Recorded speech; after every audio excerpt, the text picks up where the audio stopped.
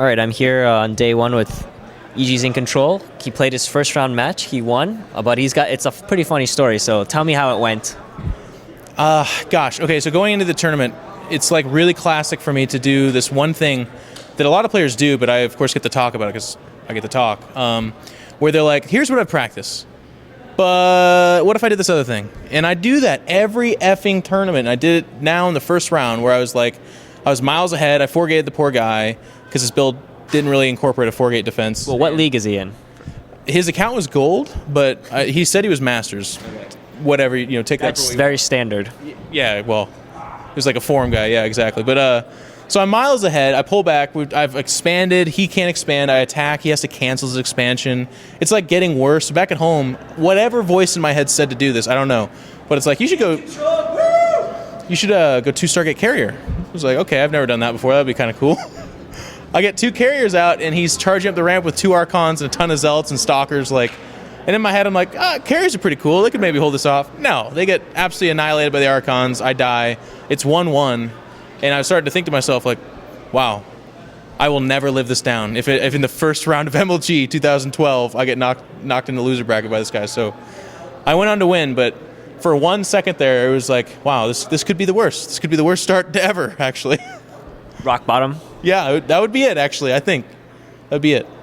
Well, I mean, who cares about the score? Right. You advanced now, so you're probably not going to do that again. No. Maybe I got it out of my system. Maybe that's the good story I get to tell later. You were at Lone Star, and you had a pretty good win against Sleep. No joke there. Are you feeling good? You playing well? I am. I really am. PvP has always been kind of my weak spot, so the match against White Raw was a little bit disappointing just because there was never a chance. I mean, in those games, I got smashed. But against both Heaven Light and Sleep, I felt like I was playing a lot better. In the Heaven Light series where I lost 1-2, I made one decision that was absolutely critically bad, and that's why I lost. But it's nice. It hurt at the time, but it's nice to look back on it and be like, that's why I lost, and I can fix that. Whereas in the year past, I would get outplayed, and I would get pounded into the ground in some series, and I'd be okay in some, but still lose. And in those games, it's like, wow, I got to improve. So in 2012, I feel like I'm playing at a level where I can compete with the top dogs, and I have. I've been practicing with Bling, Stefano, and everybody else, and holding my own and doing okay. And now it's just time for the results. So beating Sleep was a nice first step, but it's MLG. This is where it really counts. Lone Star was nice, but you got to do it in the big stage. That's what I want to do. So what's your goal here?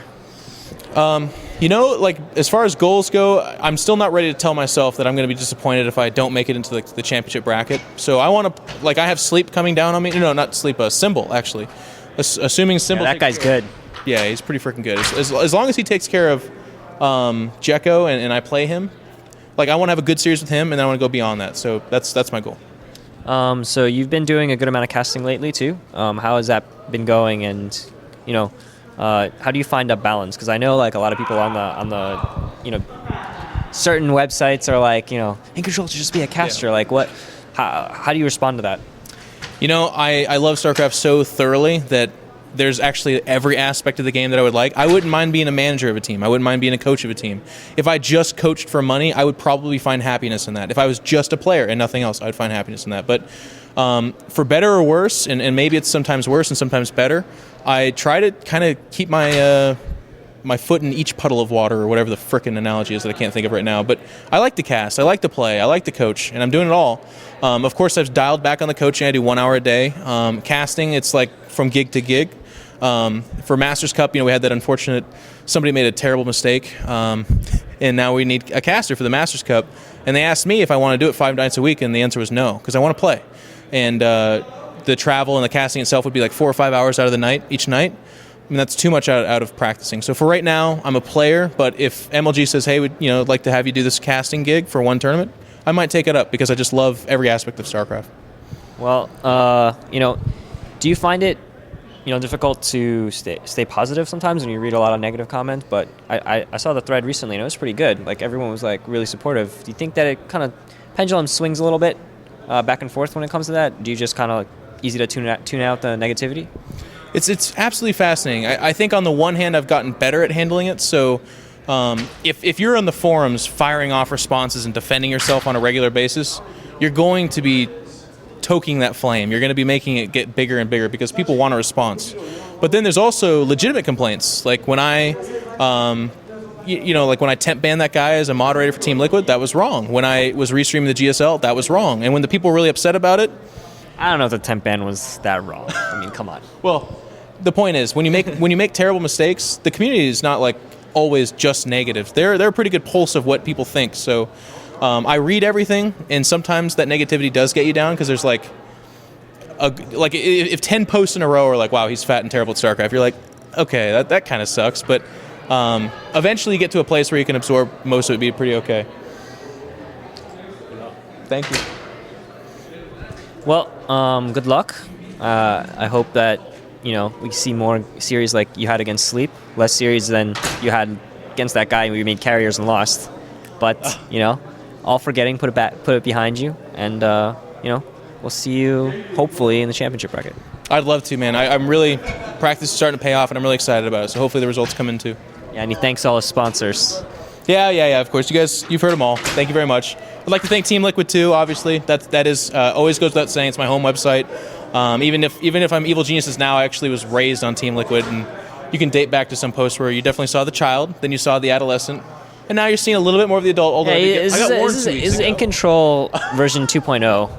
I mean, me and him have argued a lot in the past, and now we're all buddy. I don't know. I think we need to have a little bit of drama sometimes. I'm pretty good for it. Once every other month or so. I don't know. I might have once a month. It used to be. I'm kind of falling out. Like, what was my last drama? Yeah, I can't even remember. When was his last drama? The Total Biscuit thing, maybe? What Total Biscuit thing? We're good. That one time when I randomly in an interview, they're like, "What do you think of the blonde chick from NASL?" Lindsay Spore, who changed her name, by the way. Wait, what'd you change it to? It's something more official. It's like, it's like Gold or something. It's like Lindsay. Lindsay Gold? Hollywood name. It's not Gold, but it's something along those lines. But anyways, Lindsay Masters. Yeah, no, that's better than Gold. She can't get there. But they were asked. They're like, "What do you think about her moving in just for money?" And I was like, "She doesn't bother me." But Total Biscuit, that's just so stupid. So I've apologized since then. And Total Biscuit's cool, man. Come on. You're trying to do it. It ain't gonna work, buddy. We're good. I defended him on Inside the Game recently, and he's been in my thread. In the esports bracket, I mean, he wrote a song, and he almost won. He almost beat Day 9. That's pretty hard. That song was actually freaking good. I'm actually kind of scared how funny that song was. That was awesome. I was actually gonna put you in the esports bracket. Which part? Huh? Like, what would you, just me in general? I would have done In-Control announcement. Oh, announcement? Yeah, but I realized, no one would really vote for that. It's kind of like a half negative thing, so. Yeah, that would have... I like the ones you put in. I do. I think they were all good. All right. I was really surprised that Trumpets made it as far as it did. Really? Because we don't hear about that much It's anymore. Day 9. Trumpets? Come on. Yeah. I would have put Day 9 as like. What do you mean? I don't know. That might be a little obscure. Okay, we already did the thanks and everything, so, okay. Good luck. Thank you. We'll see you. All right.